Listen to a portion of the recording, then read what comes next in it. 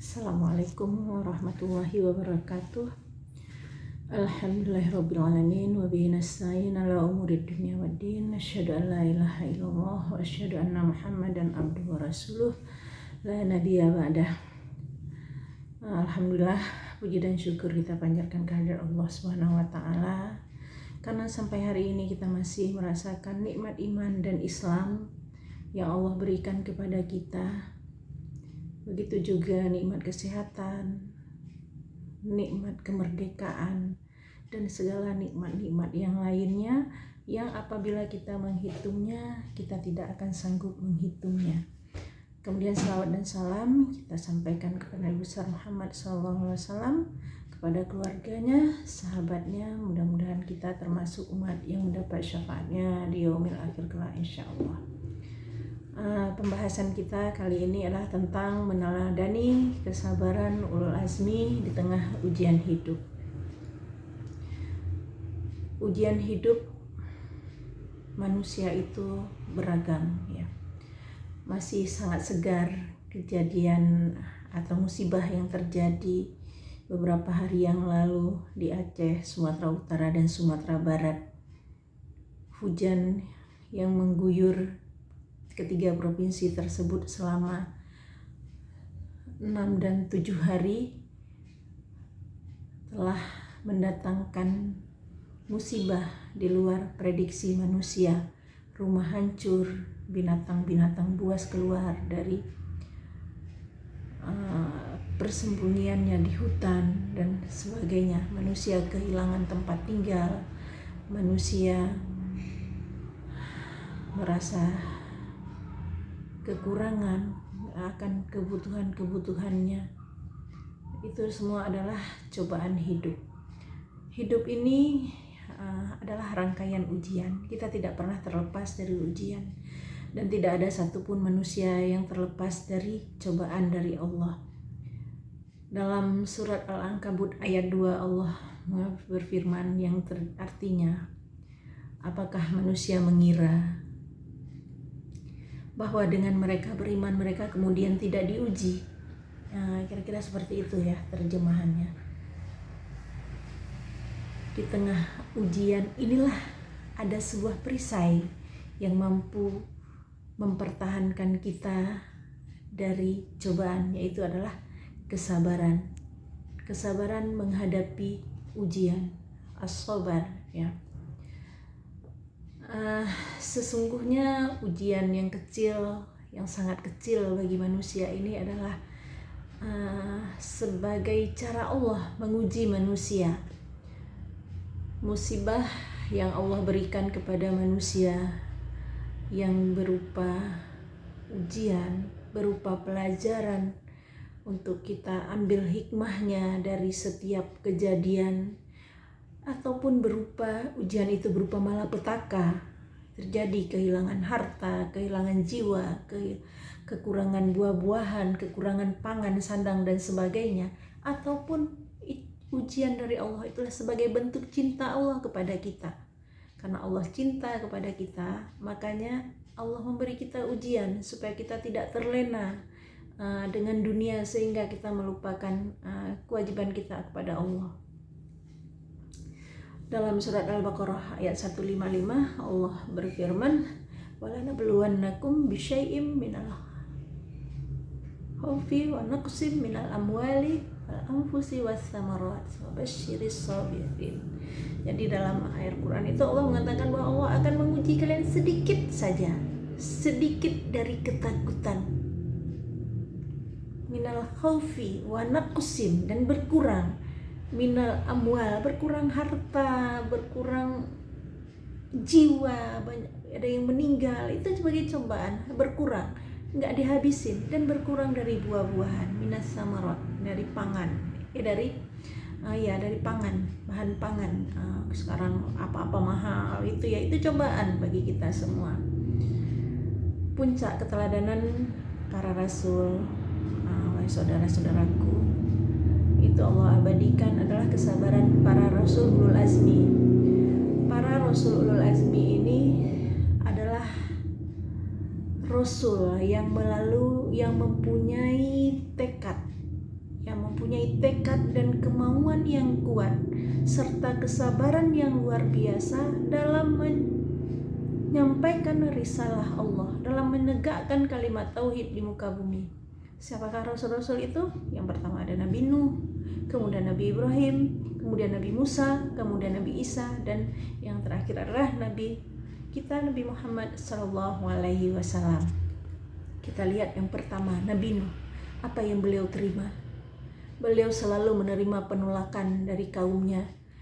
Beliau berdakwah 950 tahun, bukan waktu yang singkat, tapi selalu penolakan dan penolakan yang terjadi, sampai akhirnya dengan penuh kesabaran Nabi Nuh tidak pernah mengeluh kepada manusia, tapi Nabi Nuh mengadu kepada Allah, "Ya Allah, aku sudah berdakwah kepada mereka siang dan malam, tapi bukan mereka menerima, malah mereka menolakku." Kemudian Allah mengatakan kepada Nabi Nuh, berfirman, "Buatlah kapal." Ketika buat kapal itu pun diejek-ejek oleh teman-temannya, oleh kaumnya, bukan temannya, oleh kaumnya ya, diejek oleh kaumnya. Untuk apa buat kapal? Nggak ada hujan, nggak ada angin. Nabi Nuh sabar. Akhirnya datang banjir besar. Allah memerintahkan kepada Nabi Nuh dan pengikutnya untuk naik ke kapal dan membawa sepasang-sepasang dari makhluk hidup yang lainnya, seperti burung atau hewan-hewan yang lainnya, begitu juga tumbuhan. Akhirnya mendarat dengan selamat, dan yang lainnya itu tenggelam, termasuk anak dan istrinya sendiri. Itulah cobaan para Rasul, cobaan Nabi Nuh yang dihadapi oleh Nabi Nuh. Kemudian Nabi yang kedua, Nabi Ulul Azmi, adalah Nabi Ibrahim. Nabi Ibrahim ini adalah bapaknya para Rasul, ya, bapaknya para Nabi. Karena dari Nabi Ibrahim inilah lahir banyak sekali keturunan-keturunan Nabi Ibrahim yang menjadi Nabi dan Rasul. Apa yang dihadapi oleh Nabi Ibrahim? Nabi Ibrahim juga menerima penolakan. Nabi Ibrahim mencari siapa Tuhan. Mulai ketika di dalam hutan mencari siapa Tuhannya, ketemu bulan, bintang, dan matahari. Tapi Nabi Ibrahim dengan petunjuk Allah, Nabi Ibrahim tidak menyembah itu. Nabi Ibrahim mencari, akhirnya Nabi Ibrahim mendapatkan sebuah petunjuk bahwa ada sesuatu yang menciptakan ini. Itulah Allah yang menciptakan alam semesta. Kaumnya menyembah berhala, bapaknya juga sebagai pembuat berhala. Bagaimana? Kemudian ketika Nabi Ibrahim ingin menghancurkan berhala dan menghancurkan berhala itu, Nabi Ibrahim dibakar hidup-hidup oleh kaumnya. Itu cobaan. Dikumpulkan kayu bakar setinggi gunung, Nabi Ibrahim dimasukkan ke situ. Cobaan. Bagaimana Allah menyelamatkan? Dengan firman Allah, "Ya naru kuni bardan wa salaman ala Ibrahim." Hai api, dingin dan berikan keselamatan kepada Nabi Ibrahim. Nabi Ibrahim duduk di dalam api itu. Begitu api padam, Nabi Ibrahim masih segar bugar. Disitulah hidayah Allah kepada kaumnya mulai terbuka. Kemudian ujian Nabi Ibrahim yang kedua apa? Nabi Ibrahim lama sekali tidak punya anak. Ketika punya anak, seorang anak bernama Ismail alaihissalam. Ketika anak itu dewasa, di waktu anak itu sedang tumbuh bagus-bagusnya, di masa ganteng-gantengnya, Allah perintahkan untuk disembelih, menyembelih anak sendiri, perintah Allah. Tapi Nabi Ibrahim sami'na wa ata'na, nggak tanya sama Allah, Allah kenapa harus anakku? Ya Allah, kenapa nggak yang lain? Tidak. Nabi Ibrahim bertanya kepada anaknya, "Wahai anakku, Allah merintahkan aku untuk menyembelihmu, bagaimana pendapatmu?" Nabi Ismail pun menjawab dengan gamblang, "Ya Allah, jika ya ayahku, kalau itu perintah Allah, laksanakan." Itulah anak yang soleh, tanpa perlawanan, bersegera suratul ijabah terhadap perintah Allah. Itu Nabi Ibrahim. Kemudian yang selanjutnya adalah Nabi Musa. Nabi Musa berdakwah kepada penguasa yang zalim, yang mengaku dirinya Tuhan, yaitu Fir'aun. Fir'aun itu di samping sebagai orang tua angkatnya, tapi juga sebagai orang yang mengaku Tuhan, dan Bani Israel ketika itu menyembah Fir'aun itu. Dan tantangan Nabi Musa sangat berat. Nabi Musa dikumpulkan tukang sihir, tapi Nabi Musa dengan perintah Allah punya tongkat, tongkatnya dilempar, malah ular-ular yang dari tukang sihir dimakan oleh tongkat Nabi Musa, oleh ular yang tercipta dari tongkat Nabi Musa, sebagai salah satu mukjizatnya. Kemudian Allah membekali juga Nabi Musa dengan tongkatnya ketika Fir'aun mengejar Nabi Musa sampai ke batas Laut Merah. Itu Nabi Musa sudah pasrah kepada Allah. Kemudian Allah berfirman, pukul tongkatmu. Dipukul tongkat itu ke laut, terbelahlah laut itu menjadi jalan Nabi Musa, kemudian diikuti oleh Fir'aun. Tapi Fir'aun tidak sampai ke seberang karena Allah sudah menenggelamkannya. Begitulah para Rasul ulul azmi. Kemudian Rasulullah SAW mempunyai atau menghadapi cobaan yang sangat komprehensif ya. Rasulullah mulai dari lahir beliau sudah yatim. Kemudian ketika Rasulullah berpindah-pindah pengasuh, dari pengasuh satu sampai kepada pamannya, kemudian sampai beliau dewasa, itu cobaan. Ketika menjadi nabi pun dimusuhi oleh kaumnya sendiri, dimusuhi oleh pamannya sendiri, keluarganya sendiri yang memusuhi, bahkan diancam dibunuh, kemudian dilempari oleh kaumnya. Kemudian belum lagi yang paling membuat Rasul sedih adalah ketika meninggal pelindung beliau dalam berdakwah, yaitu istri beliau Khadijah dan paman beliau Ali bin Abi Thalib. Jadi sebelum Nabi Muhammad dulu ya, sebelum Nabi Muhammad ada Nabi Isa. Nah, Nabi Isa ini kenapa disebut Nabi Ulul Azmi? Karena Nabi Isa ini ditindas oleh kaumnya, kemudian difitnah juga oleh kaumnya sendiri. Jadi keberadaannya di tengah kaumnya itu bukan sebuah kenyamanan, tapi selalu ditindas, selalu dicari, dan selalu ingin dibunuh oleh kaumnya.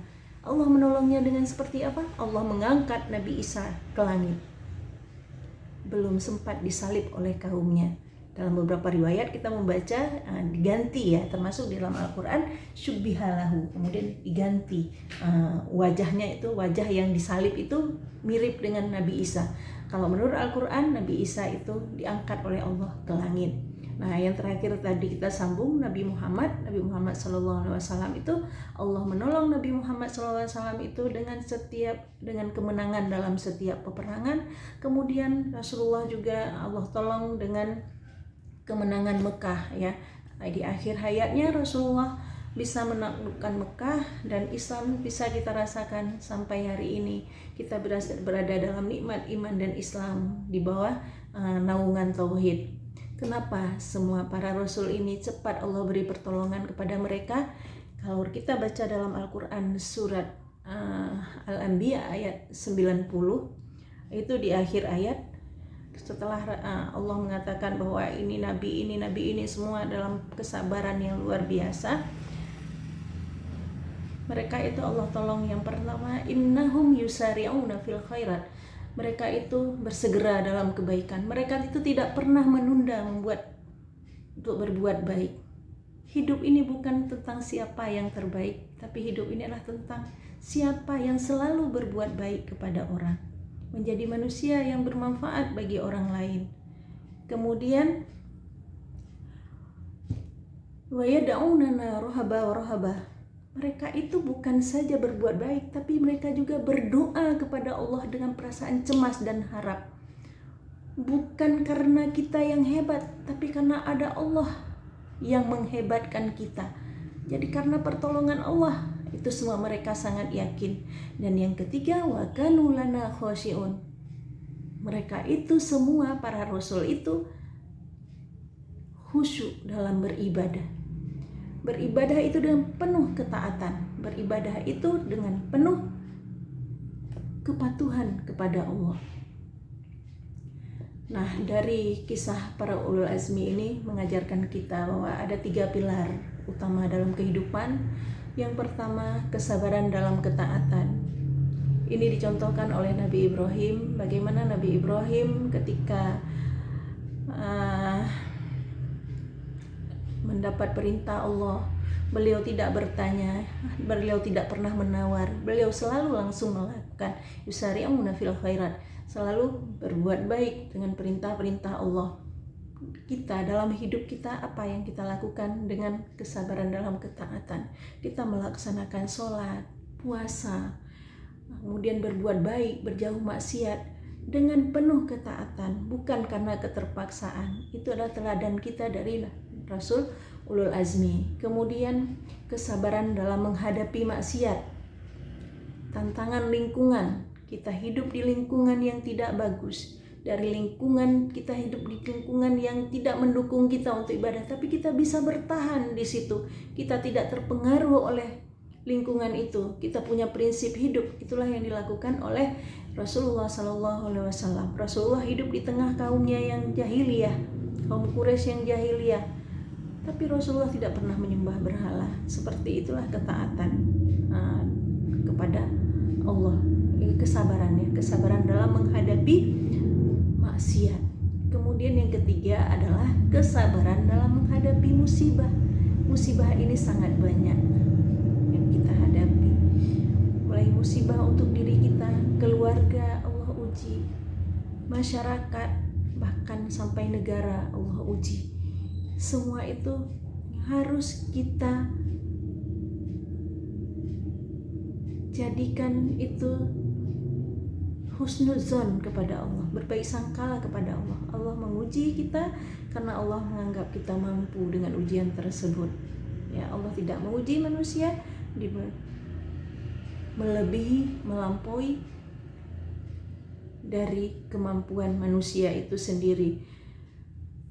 Jadi dalam kehidupan kita bermaksiat, orang-orang yang berbuat maksiat di jalan Allah, itu semua juga menjadi ujian bagi kita. Bagaimana kita mendakwahkan mereka menjadi orang yang lebih baik. Dakwah itu bukan sekedar hanya slogan, tapi dakwah itu adalah dakwah yang benar-benar kita laksanakan, penuh tantangan, penuh cobaan. Tapi kita tidak boleh menyerah, kita tidak boleh diam, kita harus terus berjuang, kita berdoa, kita bertawakal kepada Allah supaya agama ini benar-benar tegak di muka bumi dan manusia menjadi manusia yang taat semuanya. Demikian untuk kajian kali ini. Terima kasih, semoga bermanfaat. Subhanakallahumma bihamdika asyhadu an la ilaha illa anta astaghfiruka wa atubu ilaik. Terima kasih semuanya. Assalamualaikum warahmatullahi wabarakatuh.